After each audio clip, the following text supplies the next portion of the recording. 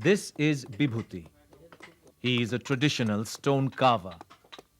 Like most indigenous artists, he has no formal training, but a skill acquired through diligent practice. His themes are traditional and his techniques simple and bare. There are other artists like him in this makeshift workshop who are equally proficient working with stone. It is the same combination of acquired skill and innate instinctive understanding that defines their work. This is hardly surprising, because most of them belong to the community of traditional sculptors, who by virtue of their lineage make excellent artists.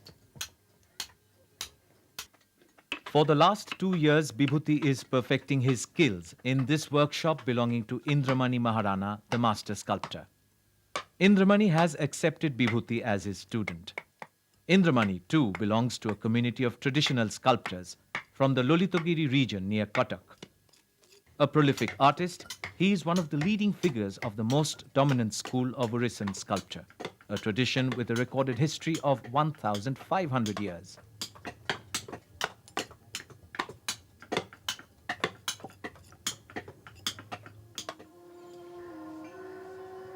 Traditional rock carving in Orissa is believed to be almost 2 millennia old. Since its early days, this art has been intimately linked with temple architecture. So, to understand traditional sculpture, one has to go back in history and understand temple architecture and its significance. Temple making flourished in Orissa between the 6th and 13th centuries AD. Some of the finest Shaivite temples in Orissa were made during this period. In Bhubaneswar itself, one comes across the earliest example, the Lakshmaneshwar group of temples, followed by the exquisite Parashurameshwar temple. These temples mostly follow the Triratha or three-tier structure, with a curvilinear shikhara or a crest topped by the characteristic Amalakashila or disc-like structure. Most of the temples have the outer chamber or the Jagamohan adjoining the main body of the temple that houses the Garbhagriha or the Sanctum Sanctorum. There is a conception in Indian architecture that the temples are considered as human body and the deity inside the Garbhagriha is considered as the soul. Particularly in Orissan temple architecture, which is also known as Kalinga school of architecture, we have the Garbhagriha always as a plain and dark interior where the deity is kept. At the same time, the outer part of the temple is found with decorative elements. A special feature of most Orissan temples is the exquisite carvings on the walls that bear testimony to the skills of the earliest sculptors of Orissa.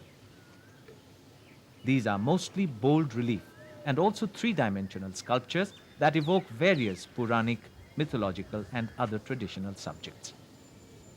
Well, we have two categories of sculptural art. One is secular sculptures and the other is religious sculptures. Under the secular category, we have different sculptures of kings, royal persons, sages, ordinary persons, and under religious category, we have sculptures of different gods, different goddesses, divinities. Usually we find different forms of Shiva.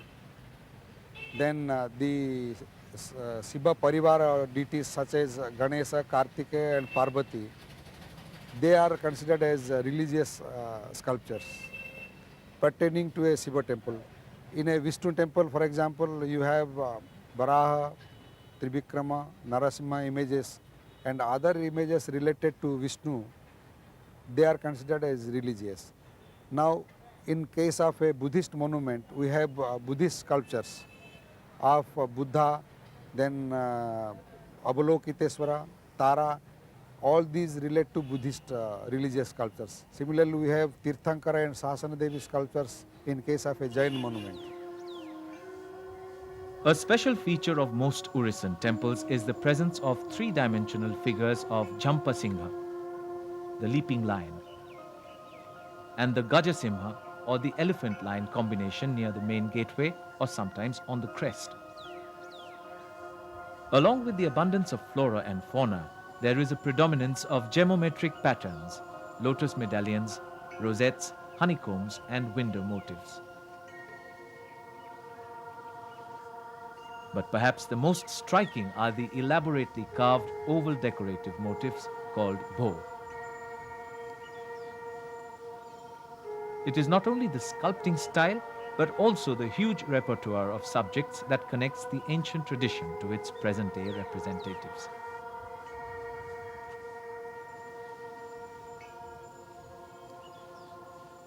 Krishna Ram Lakshman Sita Garuda Shiv वृषभ शक्ति तापरे सिंह बुद्ध तापरे विभिन्न प्रकार देवदासी मूर्ति सब आमर कोणार्क राजाराणी मंदिर लिंगराज मंदिर जोगुड़ा सब तैयारी से सब मूर्ति तैयारी करा हमको बहुत भल लगे से ट्रेडिशनल आर्ट से गुड़ा सब देखिकी तैयारी करा जाए विदेश विदेश रे बहुत से मूर्ति की पसंद करा जाए. Artists still use the minimal techniques that their forefathers have used for hundreds of years. After choosing a block of stone, they draw the outline of the image on it with a piece of charcoal.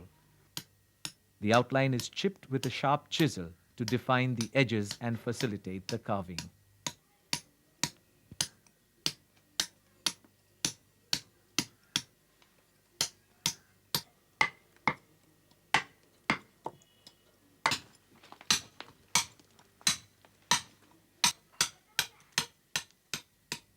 The carving process is fast and brisk, bringing out the basic shape of the idol. But the process does not end here. ये series paper रे मठा सरला परे एटा को घसा है किमती are plane करा जाए जो स्पॉट दाग किछि न रहबो सिमती ता परे एई सब इमती ए डिजाइन करिया पई विभिन्न प्रकार ए सब डिजाइन एगुडा सब जट तार माली तार आखी दांत आंगुठी नख एगुडा सब करिया पई एमती सरू सब यंत्र व्यवहार करा है कि तार संधि सब कटा हुए कटि साइला परे सीरीज पेपर घसा जाए कि फिनिशिंग तैयारी करा जाए. Even today, the sculptors of Orissa are adept at handling a wide range of raw materials. This includes stones from the hardest to the softest variety, obtained from both within and outside Orissa. आमर पत्थर रे प्रथम जिनस हूँ आम खड़ी पत्थर रे भी काम करुचु ये शाण पत्थर रे काम करुचु कला मुगुन रे काम करुचु मार्बल पत्थर रे भी काम करुची आमर ये भुवनेश्वर रे गोटे धला पत्थर मिलूची कंदा पत्थर से पत्थर रे भी काम करुची आगुरु जो पत्थर मिलूला बर्तमान राजस्थान रो गोटे पत्थर आनिकी राजस्थान सैंडस्टोन जोटा कहते सेटार भी काम करुची शाण पत्थर मार्केटा बेसी अच्छी यार हूँ पत्थर टे छिट टाइप पत्थर अच्छी पत्थर कम करने को बहुत सुंदर ये कम तैयारी हुए भी माने बेसी एटा हार्ड स्टोन नुहे हार्ड स्टोनटा हूँ मुगुनी पत्थर सबुठू कष्टकर काम से मुगुनी पत्थर हुए मुगुनी पत्थरटा आमर बारीपदार खिचिंग रु मिले से पत्थर हम काम. As in other traditional sculpting schools, the Orissan artist strictly adheres to the prescription of the Shilpa Shastras while carving figures, especially of gods and deities. This knowledge system, known as iconometry, is the guiding principle for maintaining facial and anatomical proportions. While sculpting the image of Lord Buddha, artists would follow strict iconometric principles, especially what is called the Mahapurusha Lakshana. These are the accepted attributes of a divinely gifted human being. भाग माप ना मूर्ति भल लगे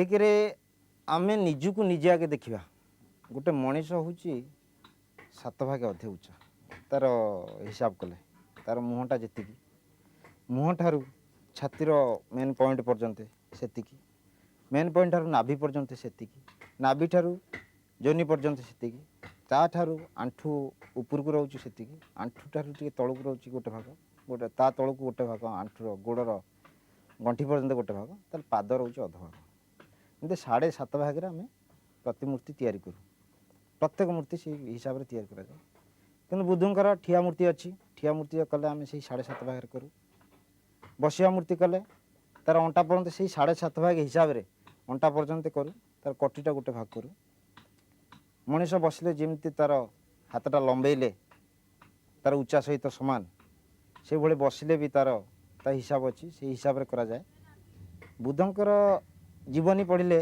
ता देहरु जहाँटा आम जानू बुद्धंकर लंबा कान थिला आजान लंबित बाहु थिला से हिसाब से आम मनीष को तुलना करूँ एवं ताठू टिके अधिका अधिका करूँ कान टी लंबा करूँ हाथ टी लंबा करूँ बुद्ध जो तपस्या करते से शांति से अहिंसा आचरण करते तेणुक सब नर्म सहकार बसा जाए जमी आम योगी ऋषि मैंने अष्टांग योग करते से अष्टांग योग भी आम अष्टांग योग न बसई शांति बसू नॉर्मल हो बसिक तपस्या करते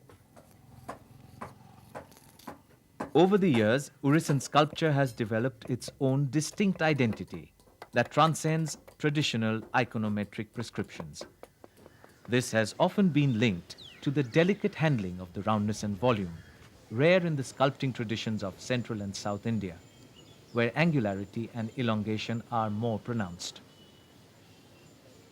जो स्वतंत्रता की कहते से जिन हूँ सामंजस्य किसी रोनी तांकर गोटे सिंगार बेश कले से दर्पण को तार मुहटा न किंतु आमर दर्पणटा धरची माने दर्पण को मुह कर सिंदूर पिंधुची माने हाथटा जाकि सिंथी थी मुहटा जमती कि जड़े स्त्री लोक अना देह मुह देखिए सिंदूर लगाए से टाइप ही आमर ओडिशा अच्छी आमर ओडिशा नाचर जमती कि प्रत्येक आंगुठी आखि प्रत्येक शरीर समस्त अवयव सबु जगार किसी ना किसी गोटे कार्य करुच्ची गोटे नाच कला बेले किसी ना किसी गोटे कार्य करुच्ची किसी तार गोटे सौंदर्य किसी अच्छी गोटे हाथटा करुचे हाथ कर दौन सीधा रखीदे आमर हाथटा टिके एमती करुचे तार अर्थ हूँ से हाथ रोचे आंगुठी तार भावधारा रोचे शैली रोचे कि से जिनिस अलग जगार ना Orissan temple sculpture is perhaps one of the few indigenous art traditions that had not only survived but also succeeded in securing a definite distinguishable continuum.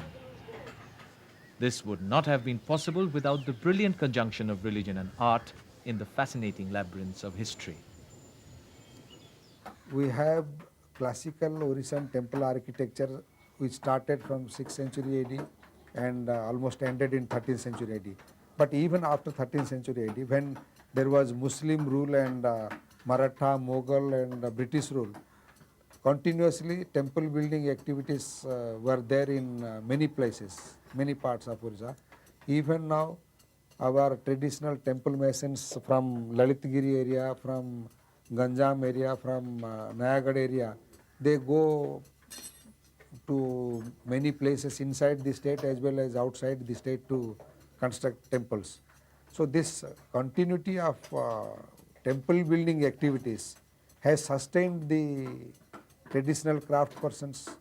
आमर परंपरा से कार्य को आम बजाई रखीचु जे द्वारा कि भविष्य में भी आम पिला माने से ही करेंगे आजिकल समस्या जहाँ तेणु से कार्य ही करेंगे निज कौलिक वृत्ति छड़ा अलग किसी भी ना तेणु या देहरे बहुत किसी सम्मान भी अच्छी निज जगार सम्मान न मिले बाहर बहुत सम्मान मिलूँ. Though once linked to the tradition of temple building, now sculpture in Orissa has established itself as an independent art practice. It was the community and family of artisans who played an important role in the transmission of the tradition. Today, the art form is apparently flourishing, with a thriving market within and outside Orissa. This is pushing the artists towards overproduction, leading to the proliferation of mass-produced versions. Whether the tradition of sculpture will survive these forces and retain its essence and uniqueness is only for time to tell.